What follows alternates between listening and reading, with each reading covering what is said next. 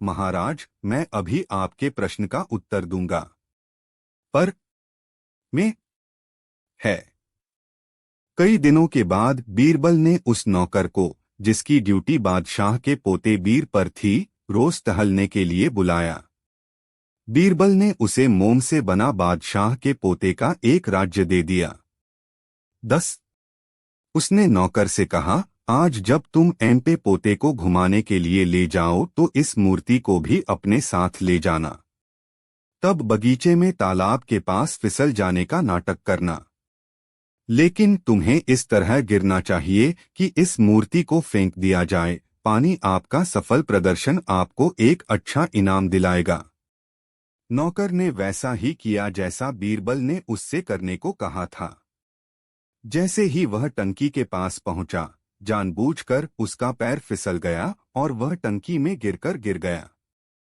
बादशाह ने अपनी बालकनी से यह सब होते देखा। वह तुरंत मौके पर पहुंचा और अपने कपड़े पहनकर टैंक में कूद गया। बी को पानी में अपने पोते की मूर्ति मिली और उन्हें एहसास हुआ कि उनका मिसा बीरबल टैंक के पास खड़ा था। उसने कहा, महाराज, आप अपने पोते को बचाने के लिए तालाब पर क्यों पहुंचे? क्या आपके नौकर नहीं थे? आप अपने नौकरों को अपने साथ क्यों नहीं लाए? बीरबल ने आगे कहा, महाराज, जैसे आपका पोता आपका प्रिय है, वैसे ही भगवान विष्णु के भक्त भी उनके प्रिय हैं।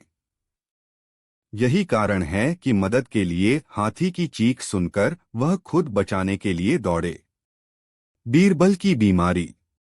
एक बार बीरबल बीमार पड़ गए और कई दिनों तक दरबार में नहीं आए। बादशाह चिंतित हो गए और उन्होंने बीरबल से मिलने के बारे में सोचा। इसलिए एक दिन वह बीरबल के घर गए। बीरबल बहुत खुश हुए।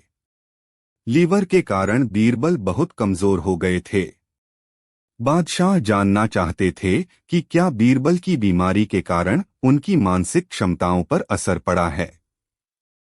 इसलिए जब एयरबल पानी पीने के लिए दूसरे कमरे में गया तो सम्राट ने उसके बिस्तर के चारों पायों के नीचे कागज के 4 टुकड़े रख दिए। जब बीरबल वापस आकर बिस्तर पर लेटे तो उन्होंने देखा कि कमरे में कुछ बदलाव हुआ है। उसने यह पता लगाने के लिए चारों ओर देखा कि यह क्या था। एमिकल्ट ने जानबूझकर उसके साथ चौकस रहने के लिए, लेकिन बीरबल को यह मुश्किल लग रहा था।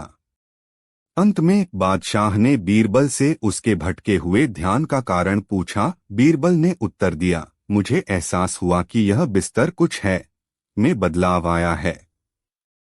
क्या परिवर्तन? सम्राट ने आश्चर्य से पूछा। ऐसा प्रतीत होता है मानो बिस्तर किसी कागज की मोटाई में धंस गया हो या डूब गया हो। अन्यथा उठ जाओ। बादशाह समझ गए कि बीरबल की बीमारी का उनके मस्तिष्क पर कोई प्रभाव नहीं पड़ा है, लेकिन फिर भी ऐसा व्यवहार करते हुए जैसे कि उसे कुछ भी समझ नहीं आया हो। सम्राट सा बीमारी के दौरान अक्सर ऐसा महसूस होता है, बीरबल ने कहा। महाराज, हालांकि मैं शारीरिक रूप से बीमार हूं, लेकिन मैं मानसिक रूप से बीमार हूं। सही? सम्राट मुस्कुराया और उसे बताया कि उसने क्या किया है। उसने हीरे मोतियों से भरा थैला अपने पास रख लिया और सारे पैसे अपने पास रख लिए। कंजूस क्रोधित हो गया, लेकिन जौहरी ने चालाकी से हीरे मोती दिए और जो कुछ भी मैं तुम्हें दे दूंगा उसे स्वीकार कर लिया। कंजूस ने गिड़गिड़ाते हुए कहा, सर, आपने अपनी जान की कीमत पर बैग को आग से बाहर निकाला है। आप आधे हीरे और मोती ले सकते हैं। जौहरी ने मुस्कुराते हुए कहा, बिल्कुल नहीं, मैं शुरुआत कर रहा हूं कि मुझे जो पसंद आएगा मैं तुम्हें दूंगा, बोला। आप सहमत थे? कंजूस जौहरी की बात से सहमत नहीं हुआ और अंततः वह सम्राट के पास गया। बादशाह ने उनकी बात सुनी और मामला बीरबल के पास भेज दिया। बीरबल ने मामला सुना और उनसे पूछा, आप दोनों क्या थे? जौहरी ने कहा, हमारे बीच यह तय हुआ था कि अगर मैं जलती हुई झोपड़ी से थैला निकालूंगा तो मैं उसे जो पसंद करूंगा उसे दे दूंगा। फिर बीरबल ने कंजूस से पूछा, क्या यह सच है? कंजूस ने उत्तर दिया, हाँ श्रीमान। तो आप क्या चाहते हैं? बीरबल ने कंजूस से पूछा। कंजूस ने कहा, लेकिन सर, वह सारे हीरे मोती ले रहा है और मुझे केवल यह गंदा पुराना बैग दे रहा है। बीरबल ने जौहरी से पूछा, तुम्हें क्या पसंद है? सर, हीरे और मोती, बिल्कुल। बीरबल ने जौहरी से कहा, तो फिर समस्या क्या है? हीरे मोती तुम्हें जो पसंद हो उसे दे दो और थैली खुद ले लो। जौहरी घबराया हुआ लग रहा था। बीरबल ने आगे कहा, आप दोनों के बीच क्या तय हुआ था? आपको जो पसंद आएगा आप उसे दे देंगे। ठीक है, तो हीरे मोती की तरह उसे दे दीजिए और थैली खुद रख लीजिए, बस इतना ही। जौहरी ने शर्म से सिर झुका लिया। 7 और 10 53 कंजूस और उसके हीरे। दिल्ली शहर में एक कंजूस आदमी रहता था जो अपने जीवन यापन के लिए बहुत कम रकम खर्च करता था। इस प्रकार उसने बचा लिया था धन। उसने अपनी बचत से बहुत सारे मोती और हीरे खरीदे थे। वह इतनी सादगी से रहता था कि किसी ने कभी सोचा भी नहीं होगा कि उसके पास रत्न भी हैं। हीरे कंजूस एक बहुत छोटी सी झोपड़ी में रहता था, लेकिन उसी झोंपड़ी में उसने अपने गहने और जवाहरात एक पुराने फटे हुए गंदे कपड़े में लपेटकर सावधानी से छिपा दिए। एक दिन कंजूस की झोपड़ी में आग लग गई। वह जोर जोर से चिल्लाने लगा। उसके पड़ोसियों ने आग बुझाने की कोशिश की, लेकिन लाख कोशिशों के बावजूद आग तेजी से बढ़ती गई। अब तो कंजूस और भी जोर जोर से बोलने लगा। उसकी जोर जोर से रोने की आवाज सुनकर एक जौहरी जो उसका पड़ोसी था चिढ़ गया और बोला, बेवकूफ, तुम्हारी झोपड़ी में कौन सा कीमती सामान है जो इतनी जोर जोर से चिल्ला रहा है? कंजूस ने उत्तर दिया, मैं अपनी झोपड़ी के लिए नहीं रो रहा हूँ, मैं हीरे मोती रो रहा हूँ। बहुत आश्चर्यचकित होकर जौहरी ने पूछा, लेकिन तुम्हारे पास वे कहाँ हैं? कंजूस ने उसे उस जगह के बारे में बताया जहां उसने डायमोडियर्स छुपाया था। जौहरी बहुत लालची था। उन्होंने कहा, अगर मैं मोती और हीरे सुरक्षित निकाल लूंगा तो मैं तुम्हें दे दूंगा, बाकी मैं अपने पास रख लूंगा। क्या आप सहमत हैं? कंजूस ने सोचा, सब कुछ खोने के बजाय कुछ न कुछ दांव पर लगा देना चाहिए। तो वह सहमत हो गया। कुछ ही क्षणों में जौहरी जलती हुई झोपड़ी में घुस गया। 24:07 शाम के 4:15 बजे। सुनील कुशवाहा 73185152। असली गुलाम। एक अमीर आदमी के पास एक गुलाम था जो एक दिन फरार हो गया। गुलाम ने अपने मालिक का ट्रू लूट लिया लेकिन कुछ दिनों बाद जब मालिक कहीं जा रहा था तो उसने अपने गुलाम को भरे बाजार में देखा। गुलाम ने भी उसे देखा, लेकिन उसके पास भागने का कोई रास्ता नहीं था। इससे पहले कि मालिक कोई कार्रवाई करता, गुलाम ने अपने मालिक को मजबूती से पकड़ लिया। उसके बदमाश द्वारा, मैंने आपको ढूंढ लिया है। तुम्हारे ऊपर राशि कहाँ थी, हथियार और कहाँ यो? एक बड़ा झगड़ा। पहले तो मालिक स्तब्ध रह गया, लेकिन फिर अपने बड़े गुस्से को दबाते हुए उसने कहा, चालाक बदमाश, तुम मुझे अपना नौकर समझते हो? अपने काम पर लौट जाओ, नहीं तो मैं तुम्हें सड़क पर बुरी तरह से पीटूंगा। आखिरकार उन्हें विवाद सुलझाने के लिए बीरबल के पास ले जाया गया। मालिक ने बीरबल को पूरी बात बताई। मैं तुम दौड़ रहा हूं। मैंने एक खर्च किया है बड़ी रकम के लिए, लेकिन अब वह कहता है कि मैं उसका गुलाम हूं। दोनों ने एक दूसरे के बारे में एक ही बात कही। बीरबल ने फिर एक चौकोर से कहा, उन्हें एक छड़ी पर ले जाओ, उनका सिर इससे बाहर निकाल दो। उसे खरीद लिया था। खिड़की और उन्हें बनाओ। पहरेदार ने बीरबल की बात मानी। तभी बीरबल ने दूसरी तलवार चलाई और गुलाम का सिर काट दिया। लेकिन इससे पहले कि क्वाड अपने गार्ड से उनमें से एक की गर्दन पर हमला कर पाता, तलवार ले लो। असली गुलाम ने घबराकर तुरंत अपना सिर पीछे खींच लिया। यह वही हुआ जिसकी बीरबल को उम्मीद थी। उसने गुलाम को अपने मालिक के पास वापस जाने और उसके लिए काम करने का आदेश दिया। सभी ने बीरबल की बुद्धि और चतुराई की प्रशंसा की। 24:07 शाम के 4:15 बजे। सुनील कुशवाहा 731850। इत्र की एक बूंद और अकबर की प्रतिष्ठा।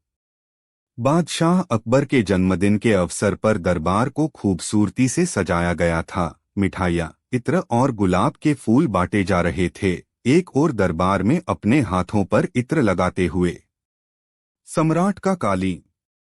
सम्राट ने जल्दी से अपनी उंगली उठाई। आर पर इत्र की बूंद। लेकिन इससे पहले कि वह उसे थपथपा पाता, बूंद मोटे कालीन में भीग गई। अचानक बादशाह अकबर ने देखा कि बीरबल उन्हें उत्सुकतापूर्वक तिरछी नजर से देख रहा है। उसे बहुत शर्मिंदगी महसूस हुई और वह बीरबल को यह साबित करने का कोई तरीका सोचने लगा कि इत्र उसी का था जो उसे छूने की कोशिश में झुका था। इसलिए अगले दिन सम्राट ने अपने नौकरों से महल में पानी की टंकी को अच्छी गुणवत्ता वाले इत्र से भरने के लिए कहा। उनके आदेश का तुरंत पालन किया गया और बहुत अच्छा इत्र मिला। शायद ही कोई मूल्य 10। राजधानी में टैंक भर गया। अब ले लो। सम्राट ने घोषणा करवा दी कि जितनी इत्र चाहो दूर ले जाओ। तुरंत सैकड़ों लोग इत्र लगाने के लिए शाही महल में पहुंचे और सम्राट की बहुत प्रशंसा की। सम्राट बहुत संतुष्ट हुए। उसे एहसास होगा कि इत्र का मेरे लिए कोई मूल्य नहीं है, सोचा। शायद अब।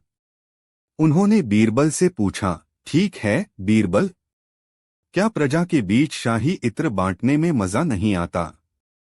देखो वे कितने खुश हैं। बीरबल ने शांति से उत्तर दिया, महाराज, एक बूंद के कारण खोई हुई प्रतिष्ठा एक टंकी से भी वापस नहीं मिल सकती है। यह 24:07 शाम के 4:16। सुनील कुशवाहा 731849। घोड़े का प्रश्न। एक दिन बादशाह और बीरबल एक साथ शिकार के लिए गए। वे अपने शिकार का पीछा करते हुए बहुत दूर निकल गए और नगर से बहुत दूर पहुंच गए।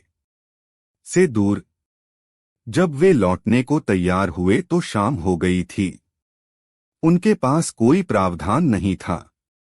यह सम्राट के सामान्य रात्रि भोज का समय था और उसे अत्यधिक भूख लगी थी।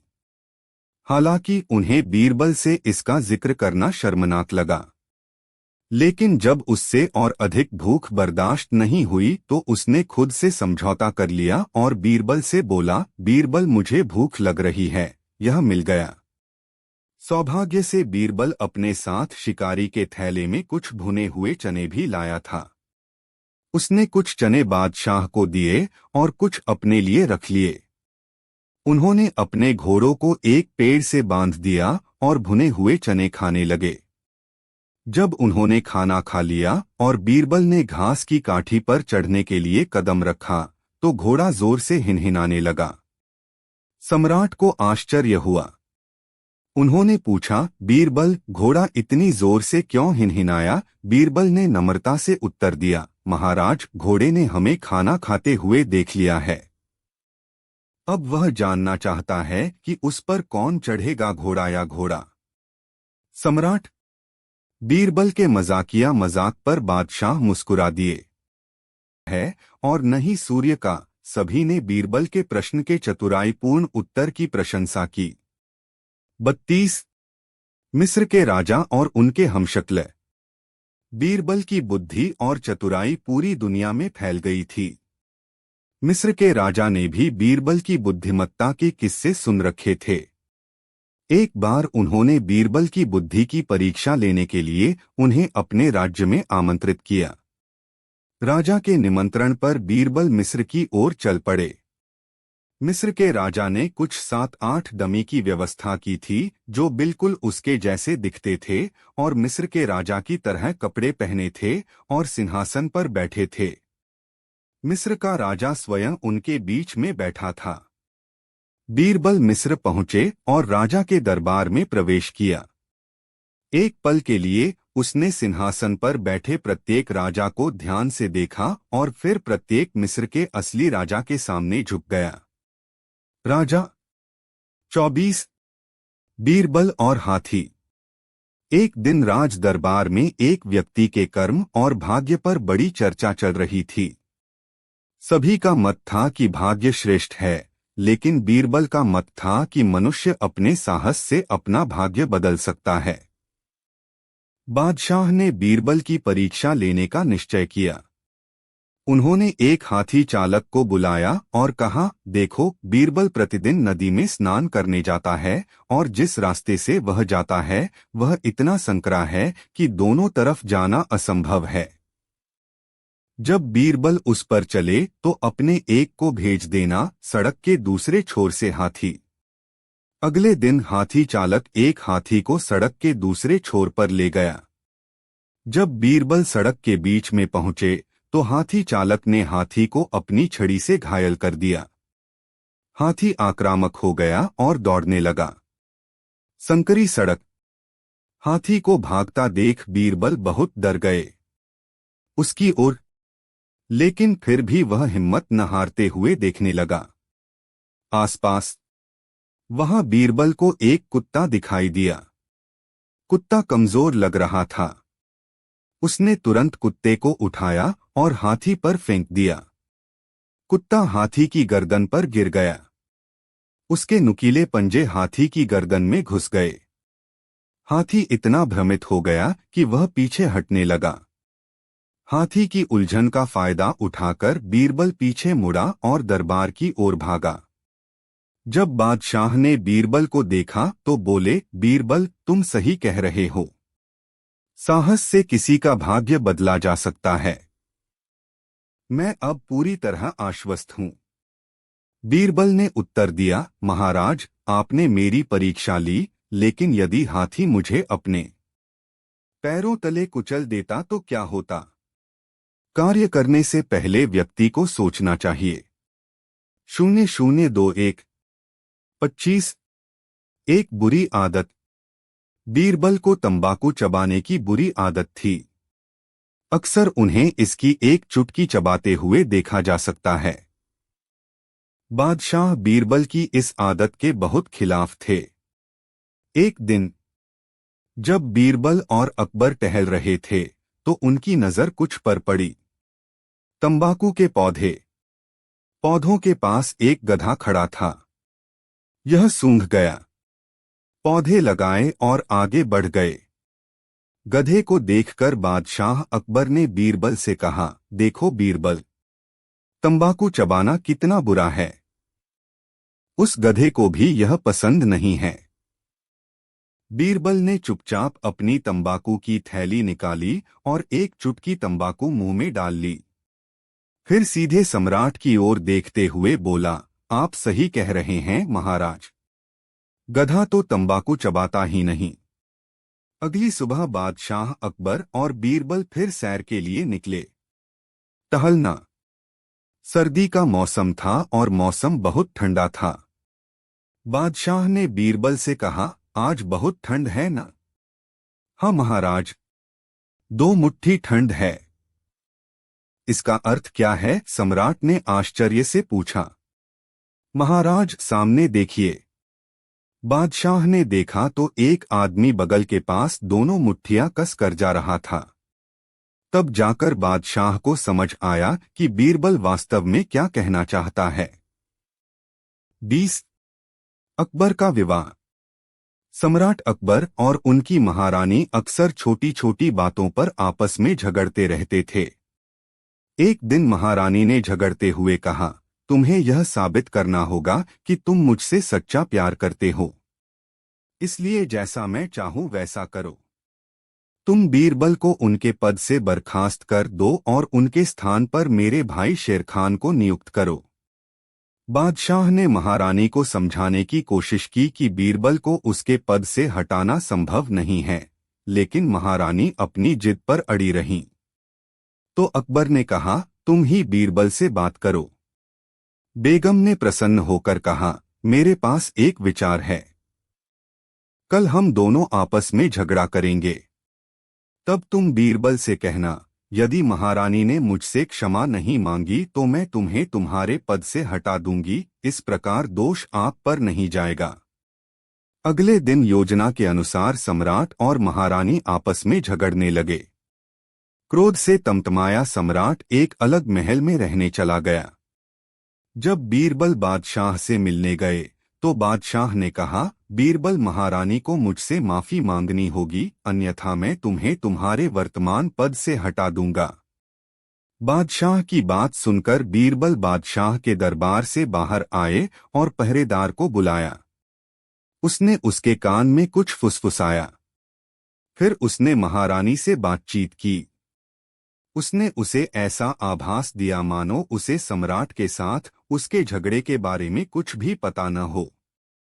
कुछ देर बाद बीरबल के निर्देशानुसार पहरेदार अंदर आए और उनसे बोले, महाराज कह रहे हैं कि सब कुछ योजना के अनुसार हुआ है। वह अब बहुत अधीर हो गए हैं और चाहते हैं कि आप तुरंत उस व्यक्ति को अपने साथ ले आएं।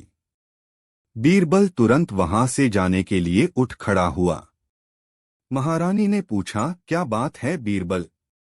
बीरबल ने उत्तर दिया, महाराज, मैं आपसे क्षमा चाहता हूँ, लेकिन मुझे उस व्यक्ति की पहचान उजागर करने की अनुमति नहीं है। और वह चला गया। अब महारानी को बड़ी व्याकुलता हुई। अप्रिय विचार उसके मन में आने लगा। उसे संदेह हुआ कि कुछ गड़बड़ है। के बदले स्थान ग्रहण किया। उसने मन ही मन सोचा, वह व्यक्ति अवश्य ही होगा। सम्राट किसी और स्त्री से विवाह करने जा रहा है। हे भगवान, मैं करूंगा। निश्चित रूप से मैं अपने भाई को बनाने की इच्छा से अपने पारिवारिक जीवन को नष्ट कर दूंगी। वजीर, वह सम्राट के पास गई और उनके चरणों में गिरकर रोने लगी। सम्राट ने पूछा, क्या बात है? रो क्यों रहे हो? महारानी ने आंखों में आंसू भरकर उत्तर दिया, कृपया मुझे माफ कर दीजिए। यह सब मेरी ओर से गलत था, लेकिन कृपया दोबारा शादी न करें। यह सुनकर बादशाह को आश्चर्य हुआ। उन्होंने पूछा, आपको किसने बताया कि मैं दोबारा शादी कर रहा हूं? महारानी ने बीरबल ने जो कुछ कहा था वह सब उन्हें बता दिया। महारानी की बात सुनकर बादशाह खिलखिलाकर हंसे और बोले, बीरबल ने तुम्हें अवश्य मूर्ख बनाया है। बीरबल को चकमा देना आसान नहीं है। क्या अब तुम्हें यह बात समझ में आ गई है? महारानी ने कहा, हाँ, और मुस्कुराई। 21 बीरबल और बच्चा। एक दिन बीरबल बहुत देर से दरबार में आए। जब बादशाह ने कारण जानना चाहा तो उसने कहा, महाराज, मैं क्या कर सकता हूं? मेरे बच्चे आज रोने लगे और जिद करने लगे कि मुझे दरबार में नहीं जाना चाहिए। बड़ी मुश्किल से मैं उन्हें समझा पाया। उन्होंने उनसे कहा कि मेरे लिए अदालत में जाना और उपस्थित होना महत्वपूर्ण है। मुझे इस प्रक्रिया में बहुत समय बर्बाद करना पड़ा और इसलिए मुझे देर हो गई। बादशाह बीरबल के बहाने से संतुष्ट नहीं हुए और बोले, बीरबल, मैं आपसे सहमत नहीं हूं। एक बच्चे को शांत करना बिल्कुल भी मुश्किल नहीं है और इसलिए इसमें इतना समय लगने का कोई कारण नहीं है। बीरबल हंसे और बोले, महाराज, बच्चों को डांटना आसान है, लेकिन उन्हें कोई बात समझाना बहुत कठिन है। सम्राट ने कहा, मूर्खतापूर्ण बातें मत करो। किसी भी बच्चे को मेरे सामने लाओ और मैं दिखाऊंगा कि यह कितना आसान है। तब बीरबल ने कहा, ठीक है महाराज, मैं एक बच्चे की तरह व्यवहार करूंगा और आप अपने आप को मेरा पिता मानकर मुझे शांत करने का प्रयास करें और देखते हैं। तब बीरबल एक छोटे बच्चे की तरह व्यवहार करने लगे। उसने बादशाह को अजीब इशारे किए और एक छोटे बच्चे की तरह खेलते हुए दरबार में इधर उधर दौड़ा। उसने अपना पुगरी फेंक दिया। आखिरकार वह बादशाह की गोद में बैठ गया और उसकी मूछें खींचने लगा। सम्राट ने कहा, नहीं मेरे बच्चे, ऐसा मत करो। एक अच्छा लड़का बनो। लेकिन बीरबल जोर जोर से रोने लगे।